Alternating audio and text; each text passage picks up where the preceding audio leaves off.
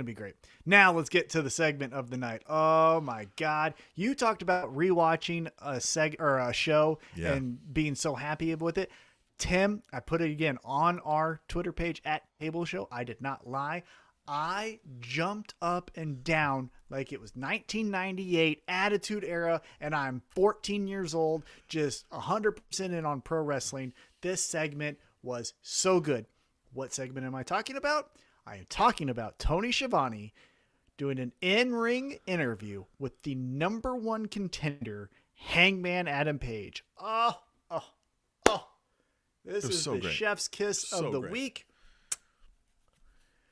Tim, this was great on so many levels. I think we could do a whole podcast episode about this segment, but let's paraphrase a little bit of how we felt about it. So first off, Schiavone's like, hey, Kenny Omega says, you can't really do this. Again, we're just hitting the highlights here.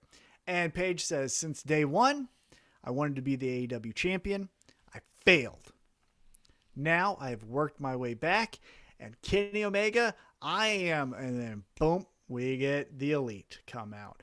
And look, longtime listeners know I fucking hate the Young Bucks. And I do. Right.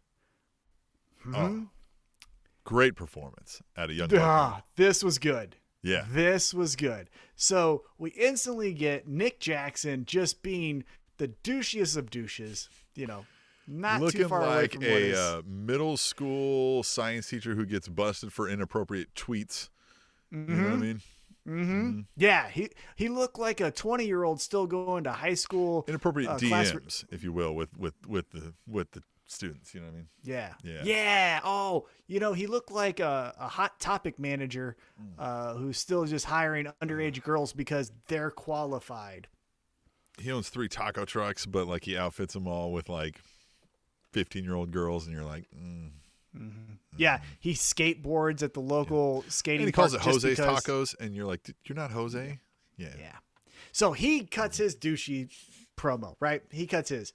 But then, the Good Brother 2 gets in. Yeah, Good Brother's, you're not the guy, right? And then Matt Jackson. Which is great. He's like, you're not the guy, pal. Like, you're just not the guy. And it's like, yes, he is the fucking guy, pal.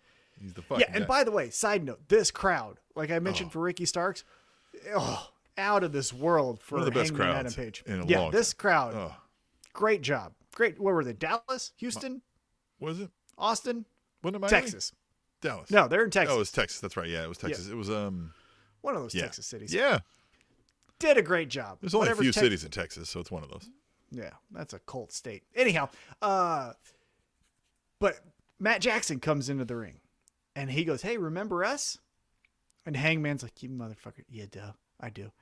And then he goes, we used to be best friends, but we're not anymore, and I still smell the alcohol in your breath. He was so And it was just like...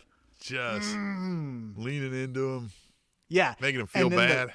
And then one of the lines of the night was, but let's face it, you're the next great wrestling tragedy. Ooh. What I love, he's like, what, are you going to hit me? You ain't got the balls. And he does. And so here we go. This is where I jumped out of my seat. Oh, yeah. Hangman's like, I'm done with this shit. I'm kicking all your asses. So he's cleaning house, right? Takes out that fat guy, takes out that bald guy, takes out that... Takes out both the motorcycle mechanics. Yeah, takes out the mechanics, takes out the Hot Topic managers, and he's like, fuck this shit, I'm ruling the world. He doesn't realize that the ultimate D-bag is right behind him with the title belt, and he's gonna. He sounded great too, like he's tiptoeing all excited, like I'm Kenny gonna hit Omega's this guy. like, I've been waiting to fuck you up for a long time, and as soon as Kenny Omega takes a step forward, everyone's favorite group of dorks, the Dark Order, runs in and is like, get the fuck out of here, get the fuck out, and Kenny Omega's like, you nerdy motherfuckers, I swear to God, I'm going to piss all over your Dungeons and Dragons set when I get home, you cocksuckers. And then he goes out. Now, I think that's what he said. I feel like that's what he said. Now, we get a challenge.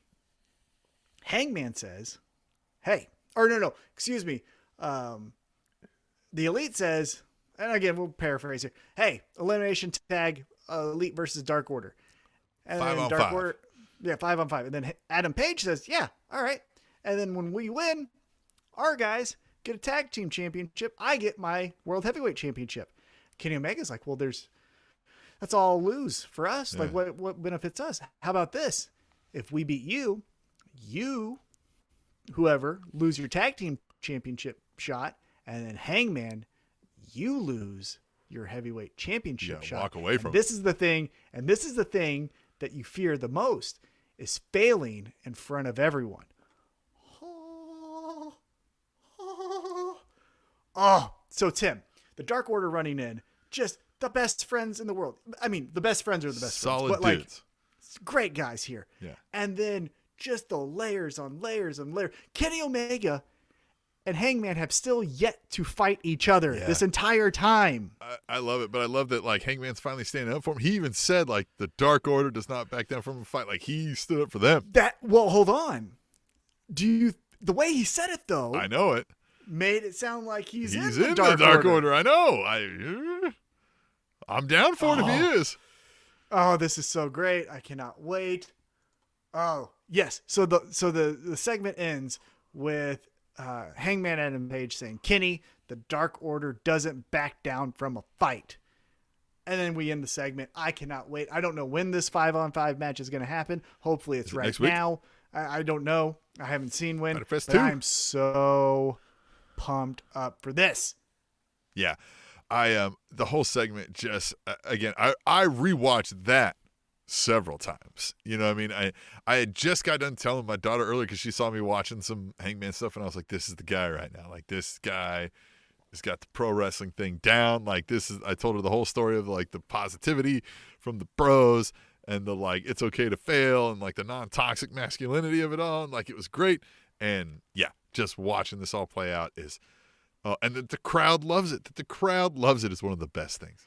Everyone loves it. In 2021, I have yet to see anyone go like, you know what I've had enough of? Hangman and the Kenny Omega story. Nope.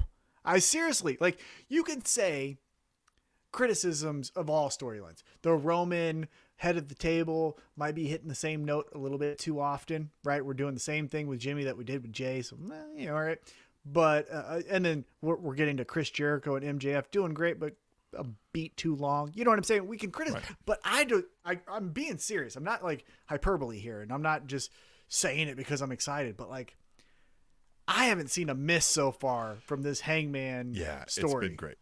It's been so awesome. good. And just like that everybody gets all the weaving in and out. Like it's not lost on anybody. You don't have to really over explain it. People like just feel it. It feels wholesome and just good. Like it's weird to have an actual like baby face in the heels, you know? Yeah. Yeah. It is just perfect right now. So now let's move on.